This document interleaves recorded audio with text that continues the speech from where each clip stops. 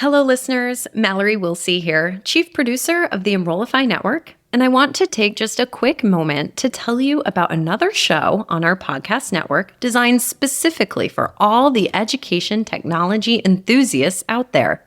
The Higher Ed Geek podcast is a deep dive into the world of educational technology and its transformative impact on the student experience.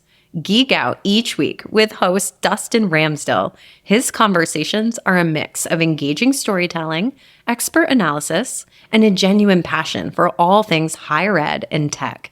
Whether you're an educator or an administrator or just someone passionate about the intersection of technology and education, this podcast promises to deliver content that's both enlightening and entertaining.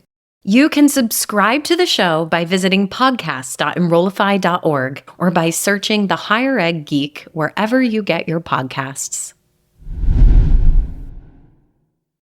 Right, because if your enrollment's down but market share is up, I think that's actually a positive indicator. Even though the market may be shrinking, your command of it is greater. Yeah, that's a really great perspective, and you're right. It's used a lot in the corporate world, not as much in higher ed. I've seen it used quite a bit with SEO, but not as much with actual market share. And especially if you're looking to try to explain why numbers are down, I think that's an important point, not only to put a positive note on it, but to be transparent and say, yes, our numbers are down, but everybody else's must be because we are gaining traction in our market share. We have a bigger piece of the pie than we had before. The pie is just a lot smaller.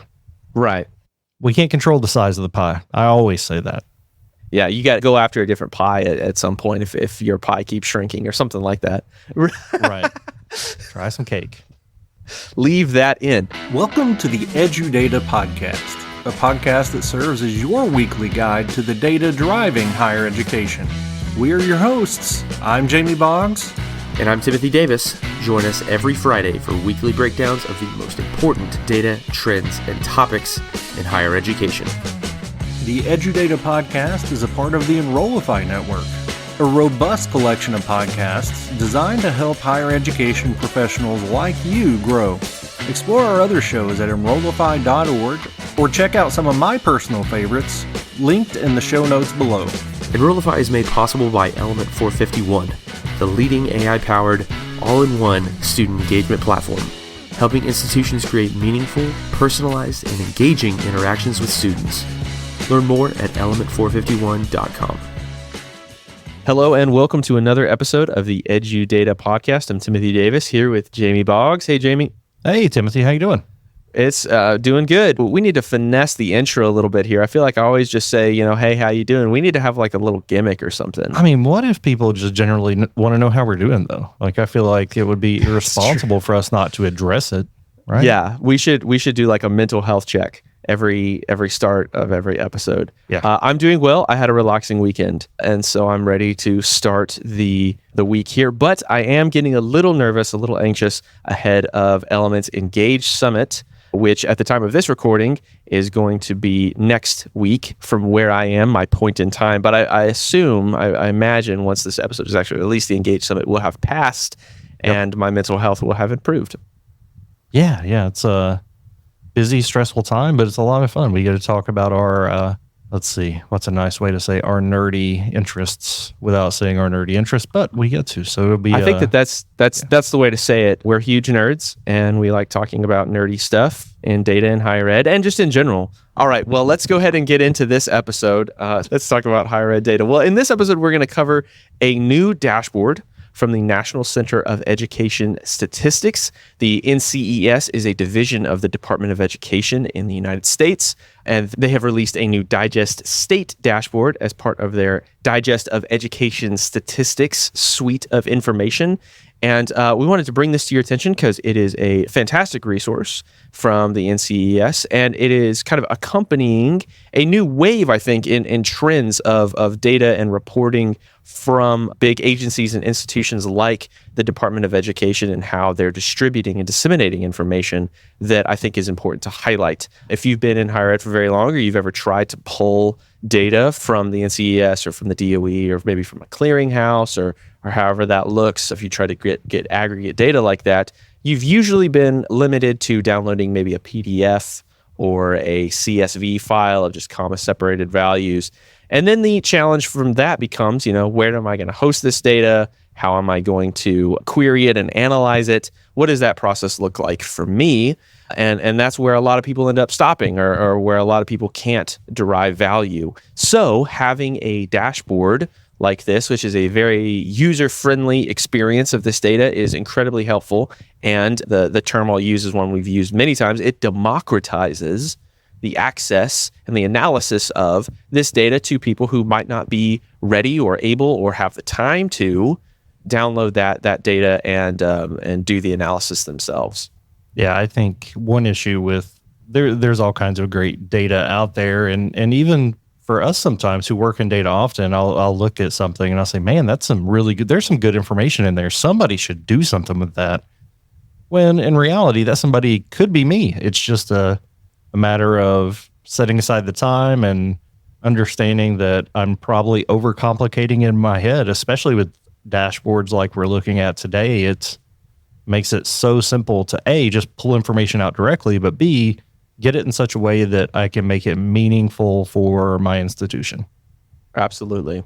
Well, to dive into some of the statistics and some of the data that you can glean from this dashboard, first it's going to prompt you to select a state.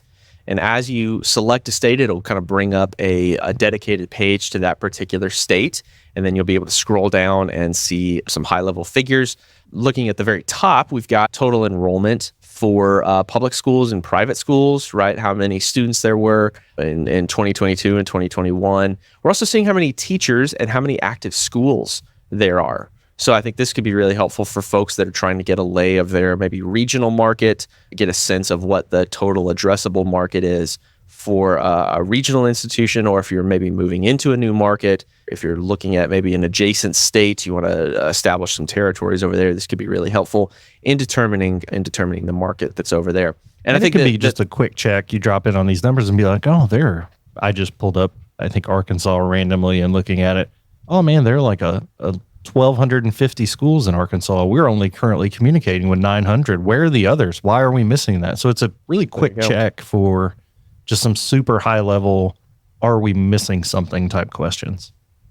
Scrolling down the dashboard, we get into overall trends in public school enrollment, and we actually have that broken down by year, starting in 2012 is how I see it, but I think you might be able to, nope, 2012 is the minimum year, but we break that down by a couple of different populations: total public school, total pre-K through 8th grade, total 9 through 12. So being able to break down and get a better sense of the market you've got for maybe traditional age students, folks you could be addressing. Scrolling down even more, we were looking at characteristics of public school students. We can break that down by race and ethnicity. There's also a other characteristics column, which I think varies by state depending on the data that they were able to put together. Right. But that's going to show percentages of the public school population by, I'm looking at Kansas right now. I love Kansas. It is where I did a lot of my growing up.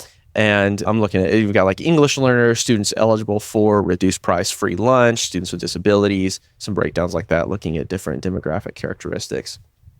There's also a really interesting one here about teacher average annual wage across different categories: kindergarten, elementary, middle, secondary. And that can maybe give you a sense of the median income of these particular schools that you might be looking at, or of this state. It's also looking at public school types, school levels. We've got a visualization on that. And then we also get into private schools a little bit, the number of enrollment for private schools. We got some test score data, reading and mathematics assessments is the one I'm seeing. And then that we can break that down by ethnicity and then look at different age groups like 4th grade, 8th grade. Then we've got a 4-year adjusted cohort graduation rate, again, broken down by race and ethnicity and those other characteristics. Public school expenditure, post-secondary school enrollment, and then we get into post-secondary, get into higher ed. What's enrollment look like there? You can maybe compare the difference in public school enrollment or 9 through 12 enrollment, and then into post-secondary enrollment, what that looks like, the different types of institutions in their enrollment, and so on. So a lot of really interesting visuals there, a lot of high-level aggregate data. But Jamie, as we look at that, what are some of the uses that come to mind for this information? Yeah, first of all, just the format that it's presented in. Some of the data sets are in tables and some are in graphs. Any of the visualizations, you can just pull the data directly off of it as a table if you like. If it's already in graph form, like if it's a bar graph, you can just download the bar graph. But this data is easily downloadable with 2 clicks. So then you have a full data set of what you're wanting to look for within that particular state. So the ability to just get the data quickly, and it's already broken out into these categories. It's already broken out if you're looking at school systems and their spending, which I think is interesting to look at where our tax dollars are going and that kind of thing, or student charges throughout the years. Like those are already pre-packaged data sets where you're not having to create your own. So just the usability and the simplicity of acquiring the data to me is a huge plus for dashboards like this. And this is a good one. Yeah, absolutely. Very helpful to be able to just grab this data and go, and even have it broken down by state like that, as opposed to having to parse through national data sets and then, just extract the different states that you're interested in. So I think we could talk about this from the perspective of a few different categories of higher ed professionals: marketers, admissions professionals, or enrollment management professionals, and then data practitioners, folks that work in data, specifically maybe institutional research, or maybe you're an analyst for admissions or marketing, something like that.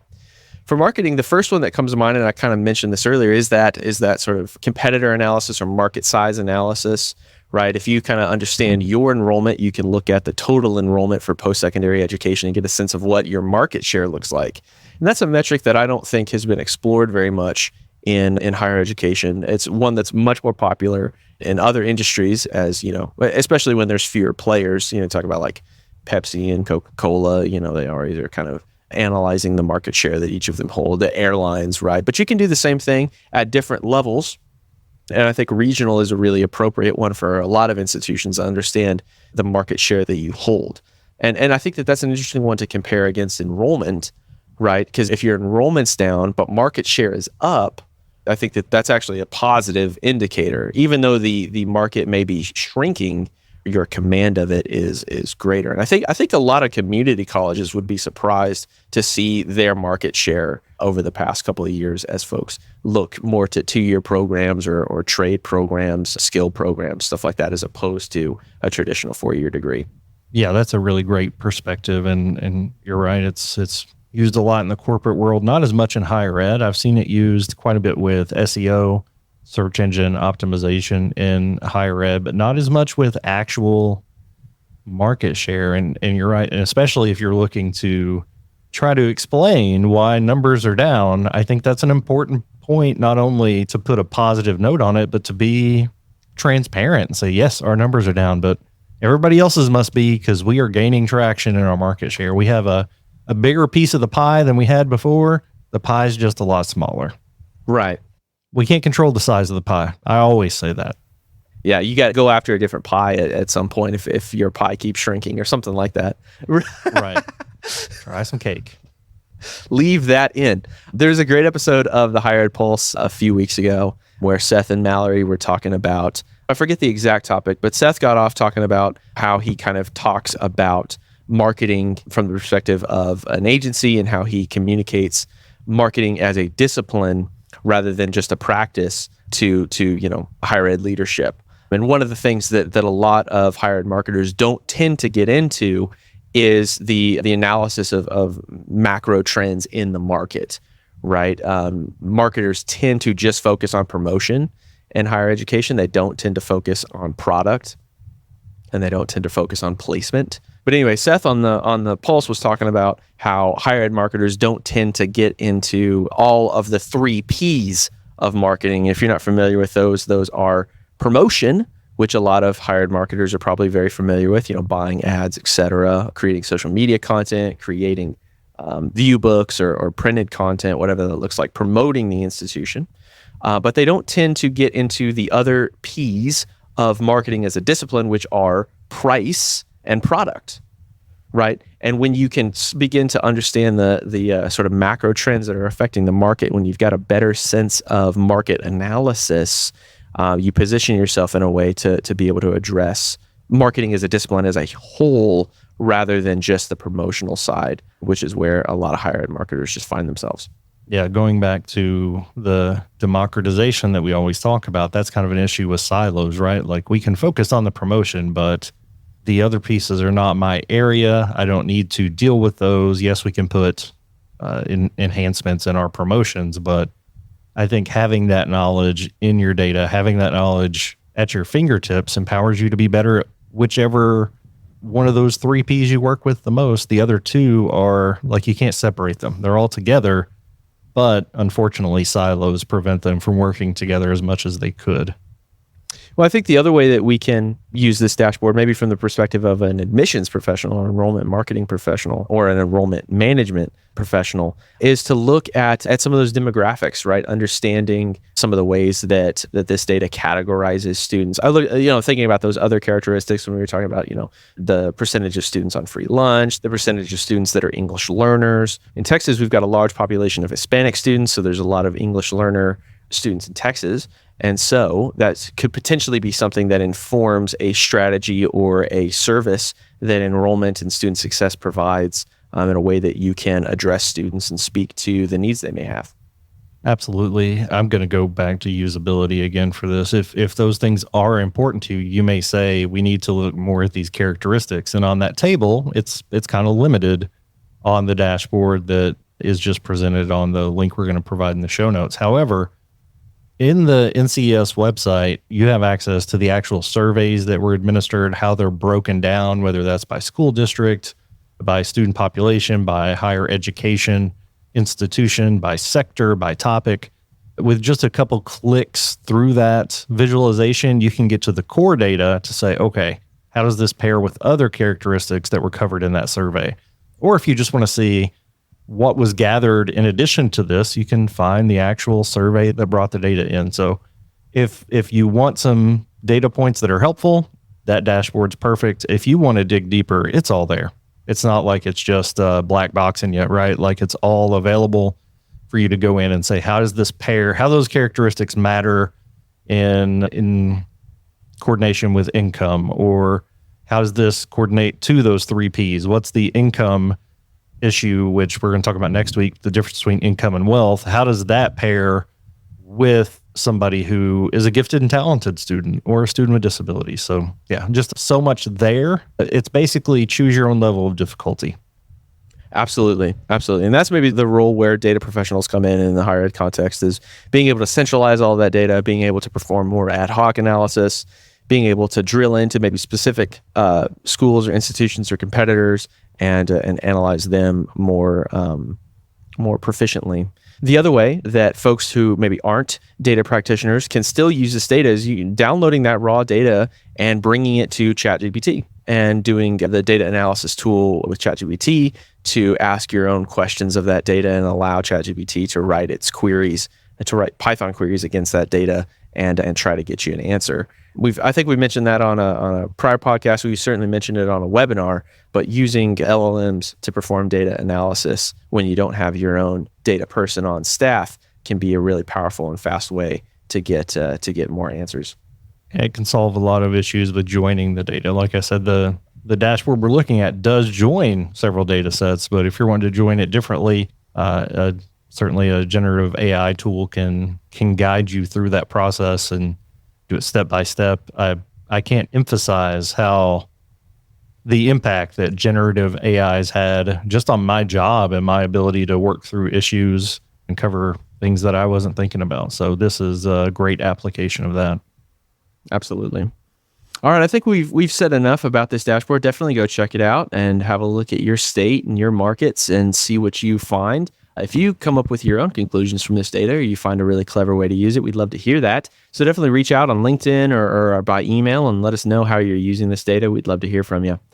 Absolutely. So yeah, we'll be back next week as always with another episode of the Edu Data Podcast. For Timothy Davis, I'm Jamie Boggs, and we'll see you next time. The Edu Data Podcast is part of the Enrollify Podcast Network.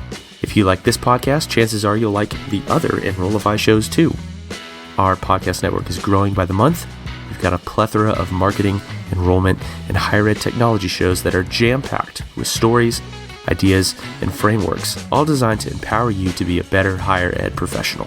Our shows help higher ed marketers and admissions professionals find their next big idea and feature a selection of the industry's best as your hosts. Learn from Jamie Hunt, Artis Kadu, Dustin Ramsdale, Jeremy Tiers, and so many of your other favorite leaders in higher ed. Enrollify is made possible by Element 451, the leading AI-powered all-in-one student engagement platform helping institutions create meaningful, personalized, and engaging interactions with students. Learn more at element451.com.